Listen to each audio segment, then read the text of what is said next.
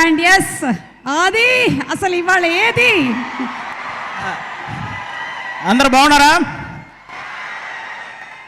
Thank you so much. ఈరోజు ఈ సినిమాలో నేను కూడా ఒక చిన్న భాగం అయినందుకు ముఖ్యంగా ఫస్ట్ నేను వెంకీ అట్లూరి అన్నకు థ్యాంక్ యూ చెప్పుకోవాలి సీరియస్గా. ఎందుకంటే ఆయన ట్రావెలింగ్లో ఫస్ట్ సినిమా నుంచి నేను ఉన్నాను.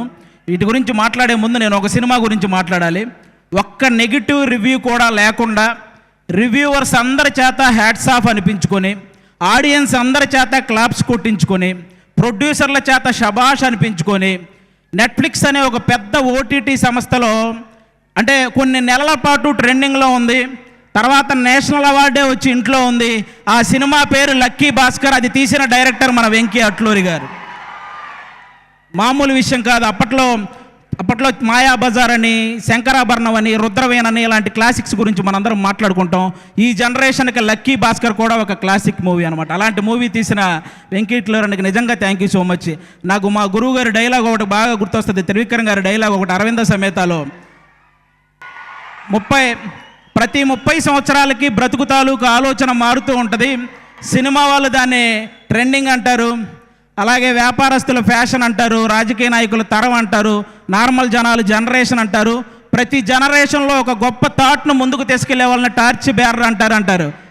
ఈ జనరేషన్లో వెంకీ అట్లూరి అన్న కూడా నిజంగా టార్చ్ బేరర్ లాంటి వాళ్ళు. ఎందుకంటే చాలా గొప్ప థాట్స్. అంటే చదువు చెప్పిన గురువును గౌరవించుకోవాలి, అలాగే ఎంత బాగా చదివితే అంత రెస్పెక్ట్ మనకు వస్తుందనే ఒక గొప్ప థాట్ని ఈ జనరేషన్కి సార్ సినిమా ద్వారా ముందుకు తీసుకెళ్ళాడు.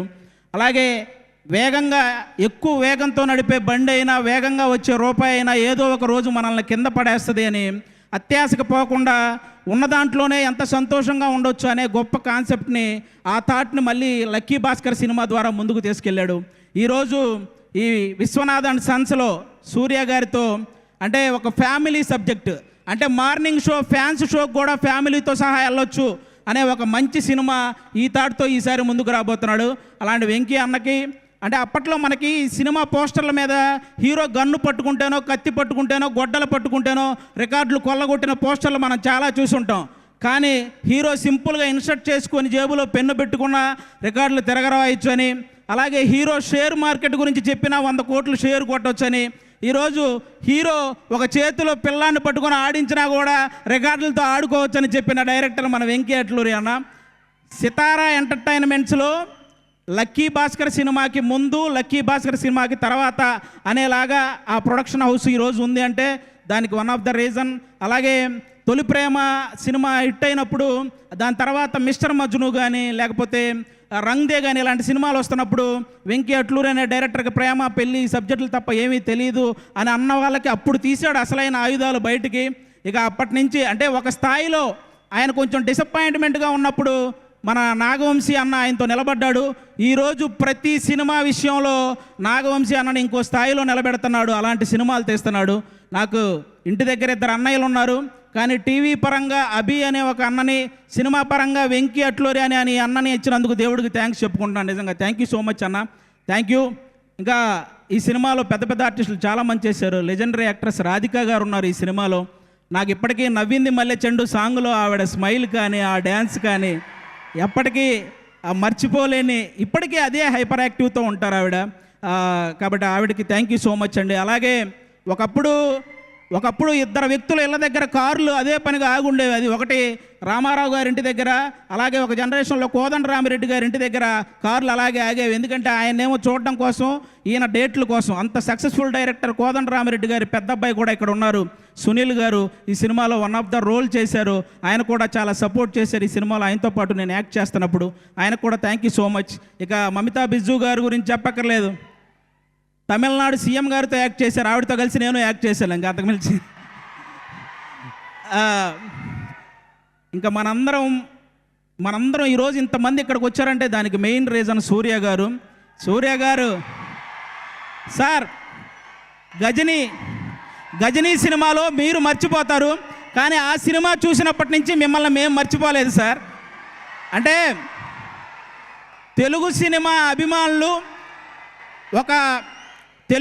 అభిమానులు తనకిష్టమైన ఒక తెలుగు హీరోని చూసినప్పుడు ఒక చిన్న ఎమోషన్కి గురవ్వటం అది కామన్. కానీ చాలామంది తెలుగు సినిమా అభిమానులు సూర్య గారిని చూసినప్పుడు కూడా అంతే ఎమోషన్కి గురవుతారు. ఎందుకంటే తెలుగు సినిమా మీద ఆయన వేసిన ఇంపాక్ట్ అలాంటిదన్నమాట. సార్, నా ఆల్ టైమ్ ఫేవరెట్ మూవీ మీది జై భీమ్ సార్. జై భీమ్ సినిమాలో మీరు పేపర్ చదువుతూ కాలు మీద కాలేసుకొని కూర్చొని పేపర్ చదువుతుంటే పక్కన ఒక చిన్న పాప కూడా ఆ పేపర్ తీసుకుంటే మీరు జస్ట్ అలా హెడ్ నాడ్ చేసి ఆ పాపను కూడా కాలు మీద కాలేసుకొని కూర్చోమంటారు. అది ఒక డైరెక్టర్ సీన్ రాసినట్టు ఉండదు సార్. మీ వ్యక్తిత్వమే స్క్రీన్ మీద కనపడుతున్నట్టు ఉంటుంది. అది ఆ విషయంలో అందుకే అలాంటి వ్యక్తి కాబట్టి ఈరోజు ఎంతోమంది పేద విద్యార్థుల్ని ఇంజనీర్లుగా డాక్టర్లుగా తీర్చిదిద్దారు మన సూర్య గారు. ప్రపంచానికి వెలుగునిచ్చేది ఆ సూర్య భగవానుడైతే ఎంతోమంది పేదవాళ్ళ జీవితాల్లో వెలుగునిచ్చింది ఈ సూర్య భగవానుడు.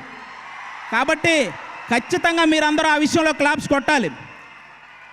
ఎందుకంటే తమిళనాడులో మన సూర్య గారు ఒక ట్రస్ట్ పెట్టారు. దానికి చిరంజీవి గారే ఇన్స్పిరేషన్ అని ఆయన చెప్పారు. కానీ పిల్లల ఎడ్యుకేషన్ విషయంలో చిరంజీవి గారికి కూడా సూర్య గారే ఇన్స్పిరేషన్ అని స్వయంగా ఆయనే చెప్పారు. కాబట్టి అది నిజంగా చాలా చాలా చాలా గొప్ప విషయం. ఒక కుటుంబాన్ని బాగా చూసుకోవడంలో కానీ, భార్యని ప్రేమించడంలో కానీ, వ్యక్తిత్వంలో కానీ, టాలెంట్ ఉండి చదువుకోవడానికి శక్తి లేని వాళ్ళకి సహాయం చేయడంలో కానీ, బాడీని సరిగ్గా మెయింటైన్ చేయడంలో కానీ, బాక్స్ ఆఫీస్ దగ్గర సరైన లెక్కలు సరిచేయడంలో కానీ ఆయన్ని బీట్ చేసే వాళ్ళు ఎవరైనా ఉంటే వాళ్ళకి లైఫ్ టైం సెటిల్మెంట్ రా. Thank you so much. ఈ సినిమా సూపర్ సక్సెస్ చేయాలని నేను మనస్ఫూర్తిగా కోరుకుంటున్నాను. మా వెంకీ అట్లూరి అన్నకి ఈ సక్సెస్లు ఇలాగే వస్తూ ఉండాలని, అలాగే సితారా ఎంటర్టైన్మెంట్స్లో నేను కూడా ఎక్కువ సినిమాలు చేశాను. అది నాకు కూడా ఒక హోమ్ ప్రొడక్షన్ లాగా.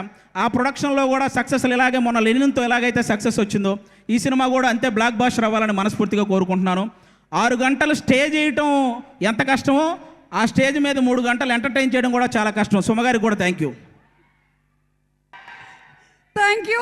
So much. అండ్ మీ ఇక్కడ అక్కడ లేవు వేయలేదు 6 గంటలు కాబట్టి ఒకవైపే ఉన్నాయి.